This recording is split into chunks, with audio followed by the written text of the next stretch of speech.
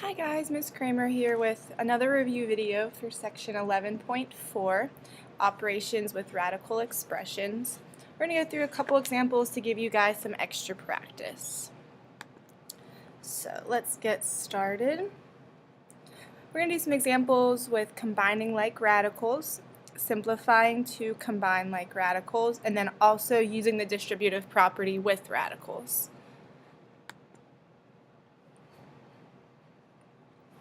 Alright, so this first example, 5 square roots of 2 plus 8 square roots of 2.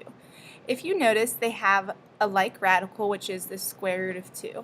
In class, we kind of talked about how you want to let similar radicals be like almost variables. So in this case, it's like saying you have 5x plus 8x. So if you had 5x plus 8x, you would say, oh, that's 13x, right? Well, that x represents the square root of 2. So when you solve these problems, you're just adding the number in front of the like radical. Keyword there is like radical. You can't combine radicals that do not have the same number underneath the square root sign. So 13 square roots of 2. Okay, number 2.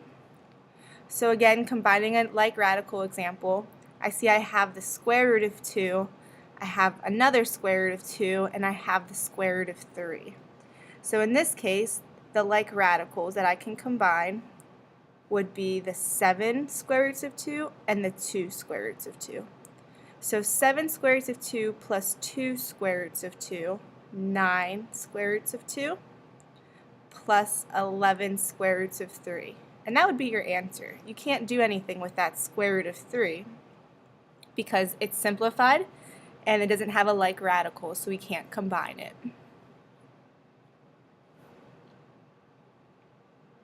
So now let's take a look at simplifying to combine like radicals.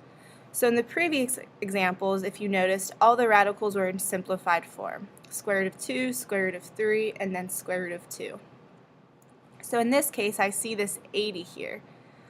I know that's not simplified. There's a perfect square inside of 80, and it's actually 16 times 5. Now in class, we gave you a little hint to see if you can find the other radicals, so 5 inside of your unsimplified radical. So try and think of 5 times what will give you 80, and usually it ends up being some sort of perfect square. So now we have the square root of 5, 6 times the square root of 5 plus 3 times 4 square roots of 5. So 6 square roots of 5 plus 12 square roots of 5. Again, notice how we have like radicals. So that would be 18 square roots of 5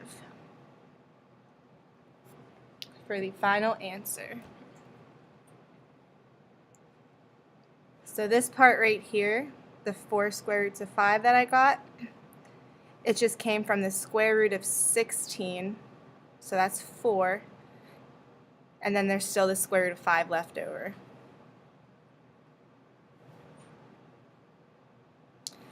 Alright, so number 4, we have another example. So again, 2 square roots of 11, I know that's already simplified. 11 can't be simplified anymore. Plus 5 square roots of, let's think about this, so 99. If I think of if there's 11 and 99, a factor, there is. It would be 11 times 9. So we have 2 square roots of 11 plus 5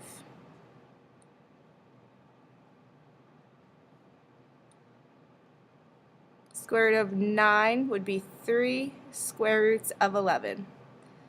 And again, you don't have to write these parentheses if you don't want. You could just do 5 times 3, write it out like this. Up to you. Okay, so let's see what we have now. 2 square roots of 11 plus 15 square roots of 11.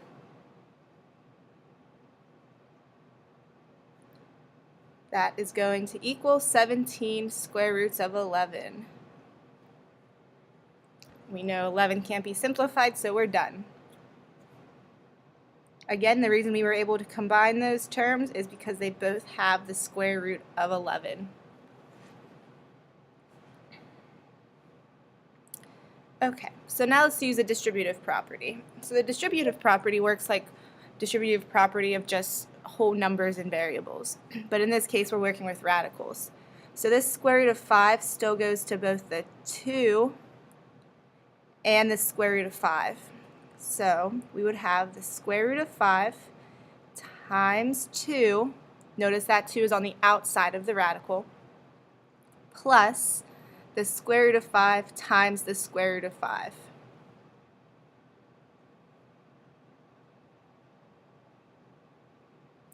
So I'm just going to rewrite this part as 2 square roots of 5 because we usually put the whole number on the outside, in front,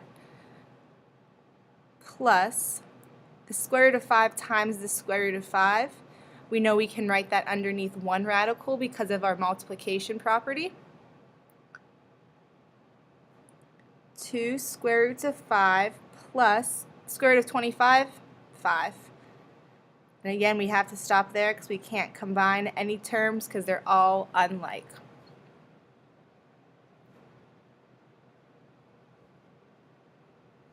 So let's try another one. So, same idea. Square root of 2 goes to both the square root of 9 and the square root of 6. So I like to write mine out because it just helps me keep track. So the square root of 2 times the square root of 9 plus the square root of 2 times the square root of 6. Applying our multiplication property, we can rewrite this all under one radical. Rewrite this all under one radical. So the perfect square inside 18 is 9. So 9 times 2 plus square root of 4 times 3. So we would have 3 square roots of 2 plus 2 square roots of 3.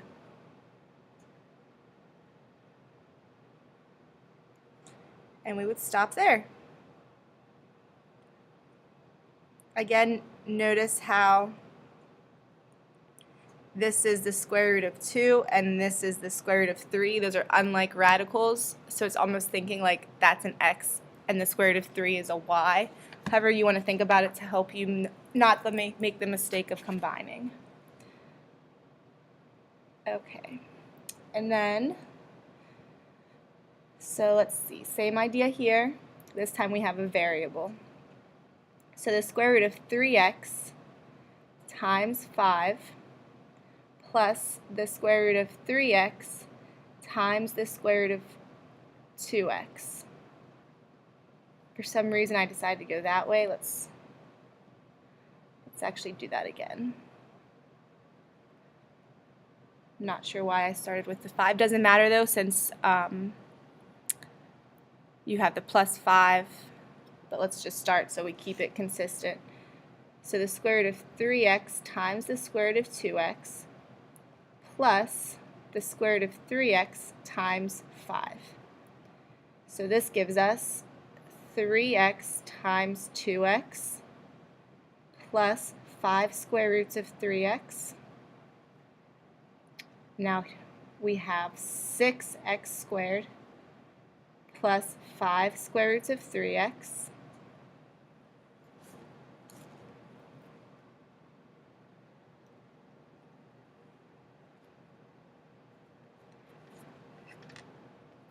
So for this one, the only perfect square I see is this x squared. So you would have x square roots of 6 plus 5 square roots of 3x. And that would be your answer.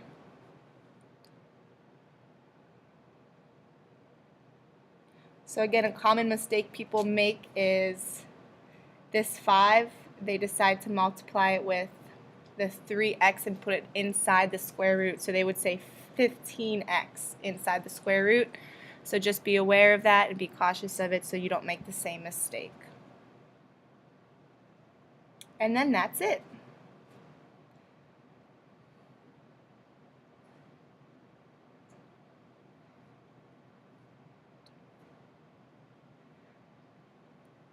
So good luck on the test, and review video number 11.5 is coming up next.